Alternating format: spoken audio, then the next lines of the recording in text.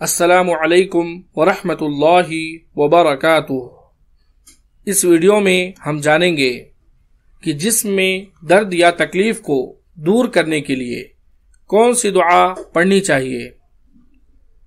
جسم کے جس حصے پر درد ہو وہاں پر اپنا ہاتھ رکھ کر 3 مرتبہ بسم اللہ پڑھیں، پھر 7 مرتبہ یہ دعا پڑھیں: اعوذ باللہ وقدرتہ من شر ما اجد واحاذر۔ اس کا ترجمہ ہے: میں اللہ تعالی اور اس کی قدرت کی پناہ میں آتا ہوں اس چیز کے شر سے جو میں محسوس کرتا ہوں اور جس کا مجھے اندیشہ ہے۔ یہ دعا مسلم حدیث نمبر 2202 میں موجود ہے۔